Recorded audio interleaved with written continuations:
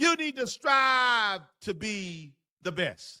So he says, so if you are a street sleeper, you don't need to strive to be a good black street sweeper. You need to be the best street sweeper that's ever been in history so that heaven and earth will stand and sync together when they look at you and they'll say, there stands a great street sweeper.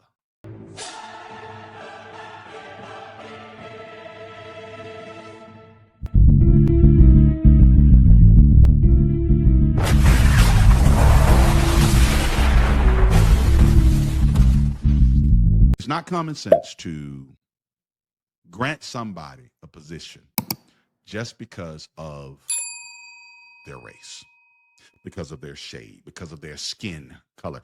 You cannot do that. That's not right. That is discriminatory. That is wrong. Last time I checked, the Bible said hard work profits much. Hard work. Hard work profits much. Not okay work. Not so-so work, hard work. So obviously we're looking for the best. We're looking for the top.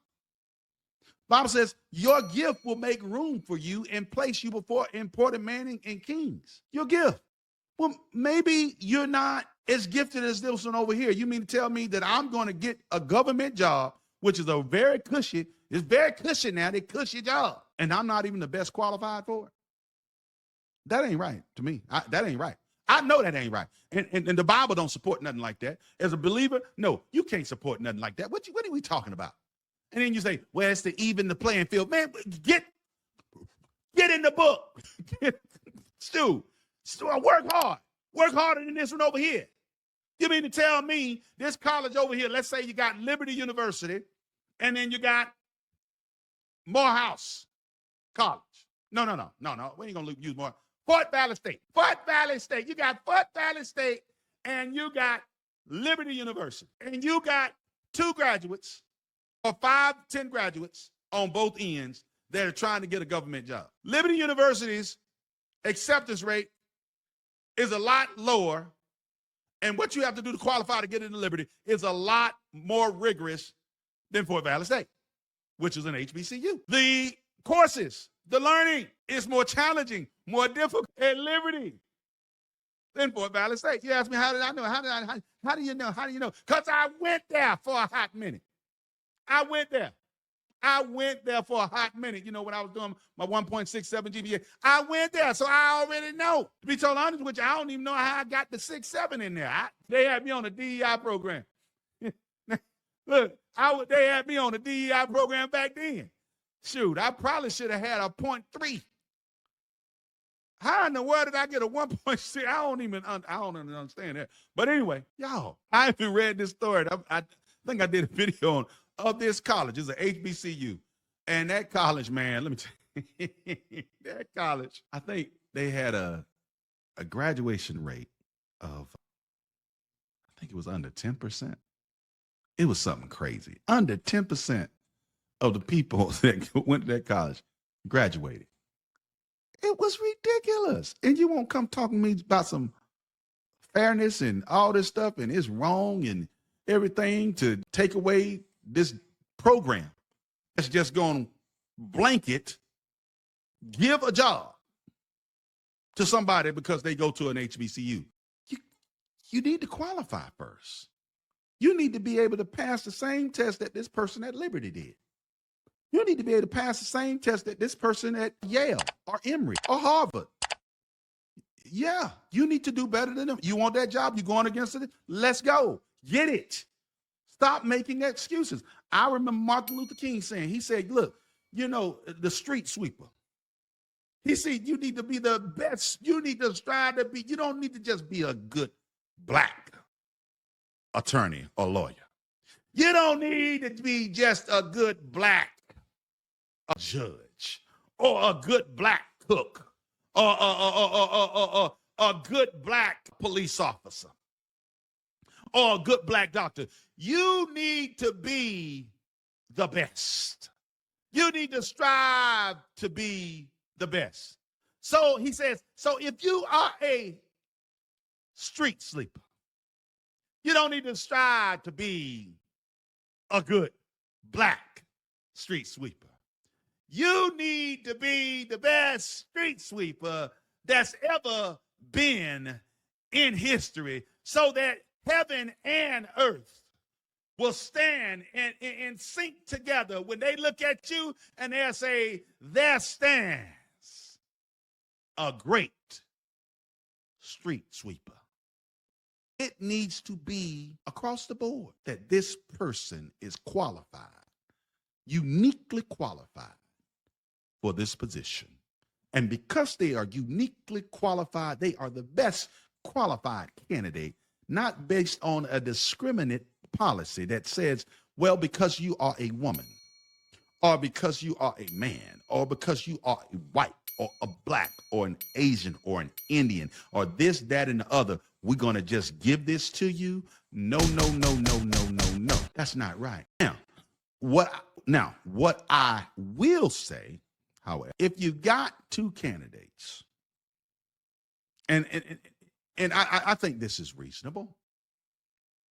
If you got two candidates that have the same qualifications, I mean, everything's the same across the board.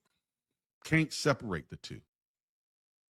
And you have more of one shade, one race, or one, man or woman in your department than the other, then in that instance, you can take that into consideration. Why? Because you got the same qualifications. I would be actually even open to that. Because, hey, why not balance it out? Bible says we're all one in Christ, whether you be Jew, Greek, male, female.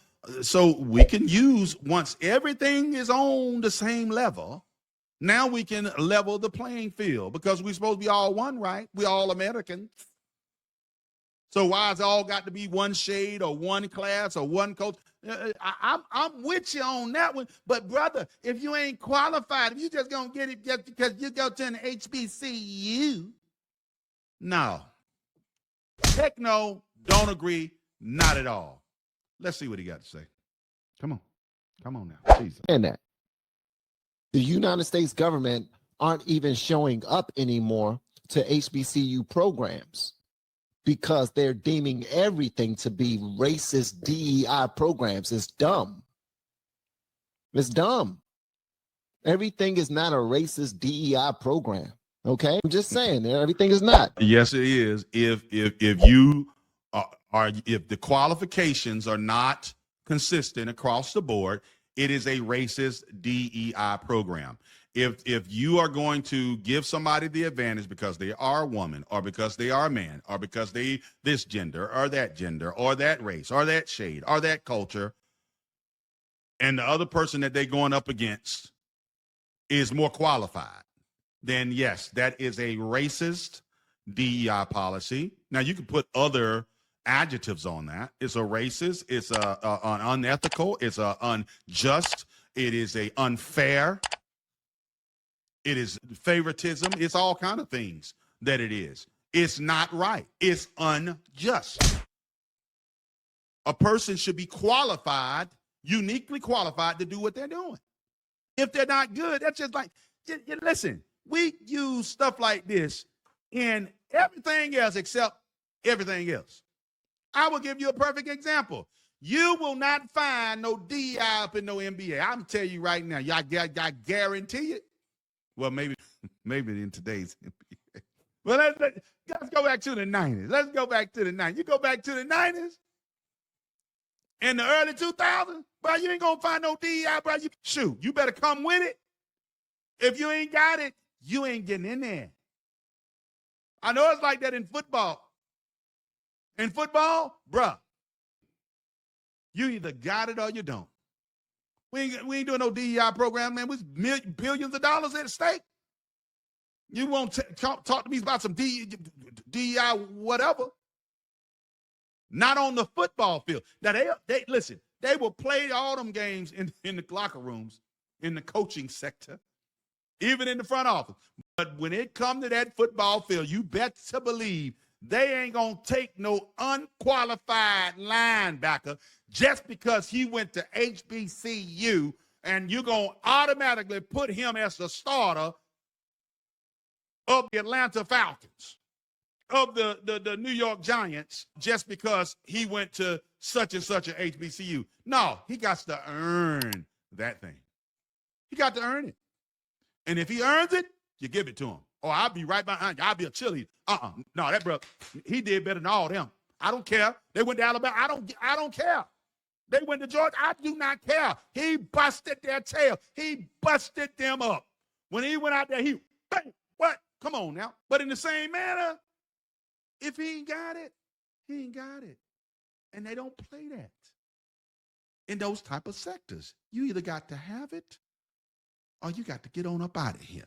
Why we got to do this with the federal government with taxpayers' money? It would seem that you would really want the best when you're talking about the people.